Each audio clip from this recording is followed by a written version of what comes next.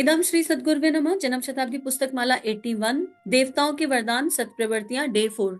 परम पूज्य गुरुदेव के दिव्य प्रेम नाव और एक दिव्य देव आवाहन, जहां पर सारी देव शक्तियां हमारे अंतस में स्थापित हो रही हैं। ब्रह्मांड के सारे दैवीय गुण हमारे अंतस में स्थापित हो रहे हैं। हमारी कॉर्ड को यूनिवर्स से गुरुदेव ने कनेक्ट किया। हम इस भाव को जितना ज्यादा जिएंगे उतना हमें अच्छा फील होगा।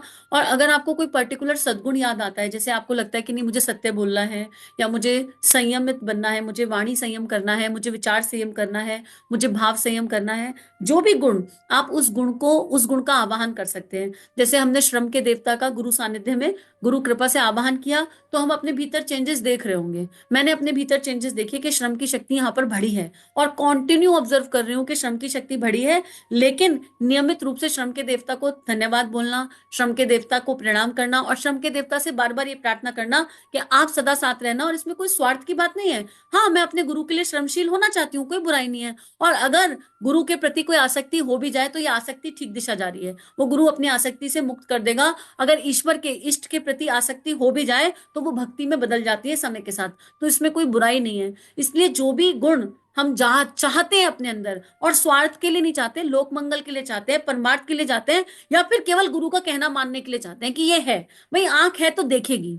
अब ये आंख उचित देखे, इसके लिए तो मुझे अपने व्यक्तित्व को संयमित बनाना ही पड़ेगा ना। हम ये कहकर तो छोड़ नहीं सकते ना, भाई आंख है अब तुम कुछ भी देख लो, तुम अश्लीलता देखो, हमको क्या अंतर पड़ रहा है। ऐसा नहीं होता। अगर आंख अश्लीलता देखेगी तो भीतर वासना जगेगी। दांत है तो टूथब्रश करते हो ना, या ये कह देते हो चलो छोड़ो ना, क्या करना है टूथब्रश करके, आज 4 दिन टूथब्रश करके मत देखो, पता चल जाएगा। अभी कुछ लोग सो रहे होंगे 4 दिन, हम तो एक टाइम ना करें तो दिक्कत हो जाती है। ऐसे ही अगर आत्मा को उसका एक टाइम का भोजन ना मिले तो उसको दिक्कत हो जाती है। दांत तो जड़ है, झड़ जाएंगे एक दिन, साथ में जाने वाले नहीं है। दांत तो वो हैं जो चिता तक भी साथ नहीं जाते। जन्म लिए तो बिना दांत क्या है, मृत्यु होगी तो बिना दांत की होगी। दांत इस बात का सूचक है कि खाना बंद कर दो। जन्म लेते बच्चे को कुछ खाना नहीं होता, भगवान ने पहले से ही व्यवस्था करी, इसको दांत मत दो। और बिल्कुल उस अवस्था में जब पेट एकदम जीर्ण शीर्ण होने लगता है, पहले दांत झड़ जाते हैं। ये इस बात का सूचक है कि कुछ खाने की आवश्यकता नहीं है, अब लिक्विड पे चले जाओ, लिक्विड डाइट पे चले जाओ।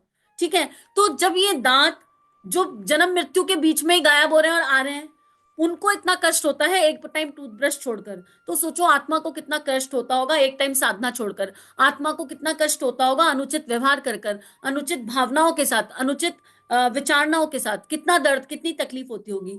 तो अब हम देवीय गुणों का आवाहन करते चलेंगे, और जब तक ये पुस्तक पूरी होगी हमारे भीतर की समस्त प्रवृत्तियां जागृत हो जाएंगी। उनका बीज हमारे भीतर आरोपित हो चुका है, खाद पानी हम ही को डालना है। अब गुरुदेव कह रहे हैं कि मुझे पशु पसंद नहीं है। अगर आप सेल्फ सेंटर्ड अप्रोच पर हैं तो उससे बाहर आ जाइए। मित्रों, अभी आप वास्तव में नरक के पशु जैसा जीवन जी रहे हैं। अगर कोई आपकी जिंदगी का विश्लेषण करे, और कोई क्यों, हमें खुद करना है अब ये विश्लेषण, बहुत ध्यान से अपना अपना विश्लेषण करने की आवश्यकता है। स्वाध्याय है, पर चिंतन करना नहीं। किसी की भी इमेज दिमाग में बने नहीं, और अगर बन जाए तो उससे क्षमा मांग लेना, उसको चरण स्पर्श करना, 5 गायत्री मंत्र करना, और फिर अपनी सुई अपने ऊपर घुमा लेना। अगर आपकी जिंदगी का कोई विश्लेषण करे तो आप क्या है, तो जो निष्कर्ष आएगा उसे देख करके आप हैरान हो जाएंगे। चलिए मैं आपको एक लेबोरेटरी में लेकर के चलता हूँ। हम लैब में एक विश्लेषण करने के पश्चात जो आपकी पैथोलॉजी रिपोर्ट है उसको तैयार करेंगे। मेरे को तो इस रिपोर्ट के तैयार होने से पहले ही डर लगने लगा, क्योंकि ये जो गुरुदेव निरीक्षण करवाने वाले हैं, इस निरीक्षण में ऐसे ब्लैक डॉट दिखाई देने वाले हैं, अभी से दिखाई दे गए। पता है ना कि क्या क्या गलतियां हम करते हैं, तो वो दिखाई दे गई हैं। पर अब क्या इसमें सौभाग्य है, ये निरीक्षण गुरु करवा रहा है। इसका मतलब गुरु अब हमारे विकारों को देख रहा है। और यकीन करो मित्रों, गुरु जिसे देख ले उसका कल्याण हो जाता है। गुरु वो शक्ति है तो विकार का भी फायदा उठा लेगा, हमारे विकारों को भस्म करेंगे। परम पूज्य गुरुदेव की वंदे माँ की नजर अगर हमारे विकारों पर पड़ गई तो समझ लो विकारों के भस्म होने का समय आ गया। अब इसी दृष्टि से देखिए कि हमारे गुरु, आपके जो भी गुरु हैं, वो ठीक सामने खड़े हैं, और उनकी आंखों से एक दिव्य दृष्टि निकल रही है, और उस दिव्य दृष्टि से निरीक्षण चल रहा है, और हमारी रिपोर्ट तैयार हो रही है। हम सबकी इंडिविजुअल रिपोर्ट तैयार हो रही है, और जो जो उस रिपोर्ट में हमको विकार दिखाई देंगे उन पर गुरु की दिव्य दृष्टि पड़ रही है। और जैसे भगवान शिव की नजर से कामदेव भस्म हो गए, भगवान शिव के औरा मंडल से कामदेव अपने आप खत्म होते चले गए, ऐसे ही परम पूज्य गुरुदेव वंदे माँ के या हमारे गुरु के औरा मंडल से हमारे भीतर के विकार क्षय हो रहे हैं। ये एक बहुत प्यारा ध्यान, बहुत प्यारी भावना बनेगी। इसको जी करके देखिए पूरी तरह। अब पैथोलॉजी लैब में चलने के लिए तैयार। अब हमारा टेस्ट होने वाला है, हम टेस्ट के लिए पूरी तरह तैयार। अब हम आपकी रिपोर्ट तैयार करेंगे और डिक्लेयर करके घोषित करेंगे कि आप कौन है। बताइए साहब, यह हड्डी किसकी है? यह साहब, ये तो साहब कुत्ते की हड्डी है। नहीं साहब, ये मनुष्य की हड्डी है। मनुष्य की हड्डी या कुत्ते की हड्डी? हड्डी कैसी है? मनुष्य की हड्डी कैसी होती है? अब ये कौन बताएगा? यह बात डॉक्टर बता सकता है, प्रयोगशाला में बताएगा। इसी तरह हम आपको एक प्रयोगशाला में ले जाकर कर कह सकते हैं कि अभी आप इंसान नहीं बन पाए, ना देवता बनने की आप में हिम्मत आ रही है। आप अभी पशु समान जीवन जी रहे हैं। पशु का जीवन, स्वार्थी जीवन, चालाक जीवन, कामनाओं से भरा हुआ जीवन, वासनाओं से भरा हुआ जीवन, तृष्णाओं से भरा हुआ जीवन जी रहे हैं। अपने कामनाओं की लिस्ट बनाइए, तृष्णाओं की लिस्ट बनाइए, अपने स्वार्थ की लिस्ट बनाइए, कितनी चालाकियां आज तक करी उनकी लिस्ट बनाइए। आपको पता चल जाएगा, बाहर की हड्डी देखकर ये समझ में आए या नहीं आए, पर हमारी नजर से छुपा हुआ नहीं है कि कौन देवता है और कौन पशु है। मित्रों, अब क्या होना चाहिए? अब हमारे जीवन की एक दिशा, हमारे जीवन की एक ही दिशा है, हमें उसी दिशा में बढ़ना चाहिए, और वो दिशा है देवत्व की दिशा। देखो, जब तक हम सच्चा निरीक्षण करेंगे नहीं, इसी को कहते हैं निष्कासन। गुरु के सामने कभी कोई झूठ बोलना नहीं, गुरु के सामने अपना संपूर्ण निष्कासन कर देना चाहिए। अगर आज लिस्ट बनाने की बात आई है तो अश्रु गिर जाए और ऐसे लिस्ट बनकर तैयार हो जाए कि आर पार, गुरुदेव आप जानते हैं कि हमारा जीवन कैसा है, ये आप ही का दिया हुआ है और हमें पता है इसमें क्या क्या कमी है, हम बहुत कोशिश कर चुके हैं, ठीक होने रही, पर आज आपकी नजर पड़ी ना, अब सब ठीक होने वाला है, अब सब ठीक हो गया है, हम पूर्ण प्रयासरत हैं। लेकिन अगर कई लोग ऐसे होते हैं जो कह देते हैं, क्या है तो थोड़ा झूठ बोल दिया तो क्या अंतर पड़ गया, क्या है तो एक बार ही नॉनवेज खा लिया तो क्या है तो वैसे तो सिगरेट पीते नहीं है, अभी दोस्तों के साथ अगर हफ्ते में एक बार पी ली तो क्या फर्क पड़ गया, तो अरे महीने में एक बार पार्टी कर ली तो क्या फर्क पड़ गया, एक बार दारू पी ली तो क्या पड़ता है फर्क? भाई पड़ता है। नाली का पानी पी लोगे क्या कभी महीने में एक बार? पी लोगे क्या? नहीं पी सकते ना। कुछ चीजें ऐसी हैं जो नहीं करी जा सकती, तो जो नहीं करने योग्य है उसको एक बार किया तो फर्क पड़ता है, पूरा पूरा फर्क पड़ता है। अगर हम तैयार ही नहीं है अपने आप को सुधारने के लिए तो मित्रों भगवान कुछ नहीं कर सकता। अगर हमने अपनी दुष्प्रवृत्ति देख ली, क्या है तो रोज तो जल्दी उठते हैं, क्या हो गया तो सैटरडे संडे को अगर 9 बजे तक, 8 बजे तक, 7 बजे तक सो गए, अरे पड़ता है फर्क। क्यों फर्क नहीं पड़ता? सूर्य देवता ना आए एक दिन कह दे आ रहा हूं, मैं रोज आ रहा हूं भाई, 365 दिन आता हूँ, मुझे छुट्टी नहीं मिल सकती क्या? हवा कह दे मैं पूरे 24 घंटे काम करती हूँ, 5 मिनट का ऑफ लूंगी बस दिन भर में, हमारी सांसें अटक जाएंगी, 5 मिनट का ऑफ हवा ने ले लिया। जल देवता कह दे मैं दिन भर में केवल 10 मिनट के लिए फ्रीज हो जाऊंगा, 10 मिनट्स नो वाटर, हमारी हालत खराब हो जाएगी। क्या भगवान की बनाई हुई कोई चीज ऐसा कर रही है? क्या कोई पेड़ ये कह देता है कि मैं अब ऑक्सीजन नहीं दूंगा, मेरा काम खत्म, I am taking a break?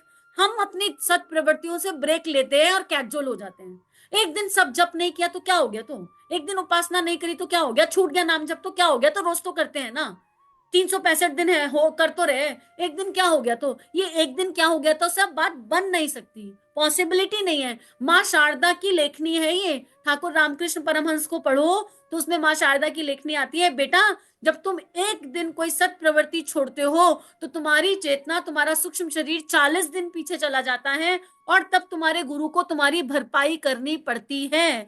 तो अब कैजुअल एटीट्यूड पॉसिबल नहीं है, जैसे पंच तत्व कर रहे हैं। परम पूज्य गुरुदेव ने 24 साल 24 लाख के 24 अनुष्ठान किए और उसके अलावा भी लगातार अनुष्ठान में ही रहे। क्या उन्होंने कभी ये कहा दादा गुरुदेव से एक दिन 66 नहीं करूंगा तो क्या हो जाएगा, है नहीं छोड़ देता हूं? क्या उन्होंने कभी कहा?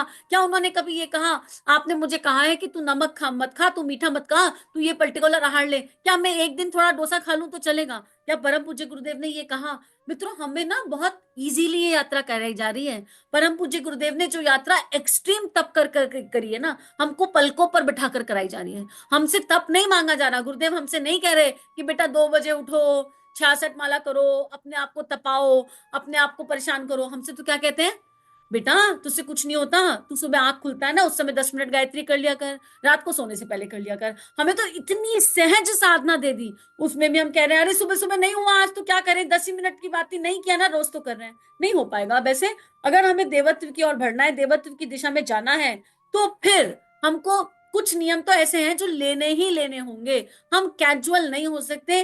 कैजुअल एटीट्यूड से दुनिया में भौतिकता प्राप्त होती होगी, वैसे शायद वो भी नहीं होती। अपने ऑफिस की कैजुअली छुट्टी लेकर देख लेना, ऑफिस जाते हैं लगातार, कैजुअली छुट्टी लेकर देख लेना और फोन करके कहना बॉस रोज तो आता हूँ, आज मन नहीं था नहीं आया, पर देखना क्या रिस्पॉन्स आएगा। और हर महीने 2-3 बार करके देख लेना, हर महीने में। क्या हुआ, क्यों नहीं आए? बॉस रोज तो आता हूँ, आज नहीं मन किया। रोज तो प्रेजेंटेशन बनाता हूँ, आज नहीं बनाने का मन किया। अरे भौतिक जीवन में भी कैजुअल एटीट्यूड के साथ सफलता नहीं है, तो आध्यात्मिक जीवन में कैसे सफलता प्राप्त हो जाएगी? Casual attitude not possible. Casual attitude और मानव जीवन ये एक साथ नहीं चल सकते। और फिर या तो कैजुअल होना हो ना, तो हर चीज के लिए हो जाओ, अपने स्वाद इंद्री के लिए भी हो जाओ। टीवी रोज तो देखते हैं, आज नहीं देखेंगे। ओटीटी प्लेटफॉर्म आज नहीं देखेंगे। मोबाइल रोज तो मोबाइल उठाते हैं, आज एक दिन बिना मोबाइल के। चलो, जो लोग अध्यात्म में कैजुअल एटीट्यूड उठा रहे हैं, वो लोग मोबाइल से भी उठा लो। हफ्ते में एक दिन मोबाइल नहीं हाथ लगाएंगे 24 घंटे के लिए। अगर आप ये कह रहे हो कि एक दिन साधना नहीं करी तो क्या हो गया, तो एक दिन नहीं मोबाइल उठाया तो क्या हो गया, क्या अंतर पड़ जाएगा? पक्का पक्का जिस दिन मोबाइल उठाना बंद कर दो, उस दिन एक दिन की साधना भी छोड़ देना, चल जाएगा। जिस दिन 24 घंटे बिना मोबाइल के रह लो। अब ये स्मार्ट मत करना, कुछ लोग स्मार्टली सोच रहे हैं, अरे मोबाइल नहीं उठाया तो लैपटॉप से देख लेंगे, लैपटॉप नहीं उठाया तो टीवी से देख लेंगे। गैजेट फ्री, एक दिन गैजेट फ्री जी कर देख लो, फिर पता चल जाएगा।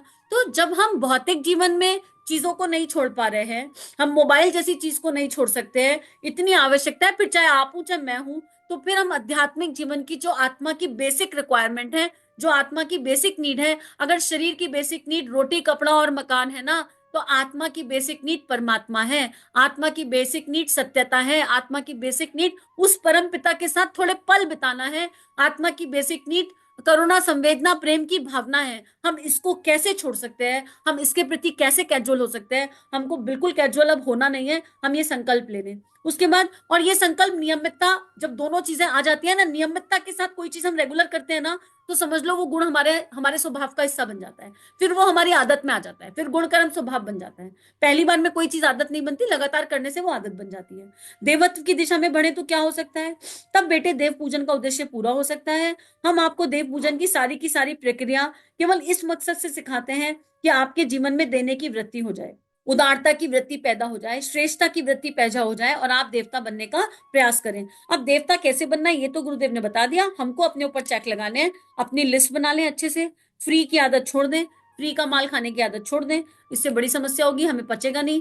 उसके अलावा कैजुअल एटीट्यूड छोड़ दें, और फिर अब दैवीय संस्कार, कौन कौन से संस्कारों की हमें आवश्यकता है, उन गुणों का आवाहन करें और देखें। और गुणों का आवाहन हम तभी कर सकते हैं जब हमें अपने अवगुण पता होंगे। अपने अवगुण हमें क्लियरली पता होने चाहिए। और इस यात्रा पर चलते हुए सबसे इंपॉर्टेंट चीज, किसी दूसरे का अवगुण मत देखना। कोई कौन क्या कर रहा है ये सब मत देखना, किसने क्या गलत किया क्या ठीक किया, इसमें कभी उलझना नहीं। और तीसरा, नाम जप। नाम जप बड़ा महत्वपूर्ण है। इस यात्रा पर चलते चलते बहुत सारी समस्या तो मैं नहीं कहूंगी, पर बहुत सारी परीक्षा भी वर्ल्ड राइट नहीं है, पर बहुत सारे उफान तूफान आएंगे। वहां पर साहस के गुण को अपनाना, और साहस के साथ कठोर होने के बाद चलते चले जाना है, कठोर होने के बाद।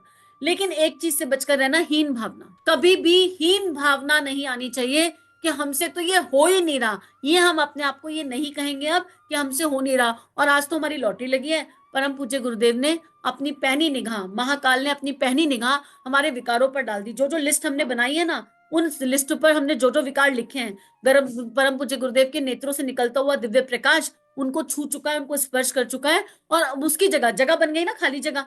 खाली जगह पर देव्य गुणों का आवाहन करके देव्य गुणों को स्थापित कर लीजिए, और नियमित जप करते रहिए, और फिर देखिए चेतना में क्या बदलाव आएगा। आज के लिए इतना ही। सभी अपना ध्यान रखिए। इन भावनाओं को विश्वव्यापी बनाने के लिए सभी को कोटि कोटि आभार। इदम श्री सद्गुरुवे नमः। चलो गुरुदेव के सपने सजाने की शपथ लें। युग दृष्टा युग ऋषि परम पूज्य गुरुदेव की लेखनी जन जन के जीवन को प्रभावित कर सकती है, जन जन का ट्रांसफॉर्मेशन कर सकती है, हर किसी को परमानेंट आनंद की तरफ ले जा सकती है।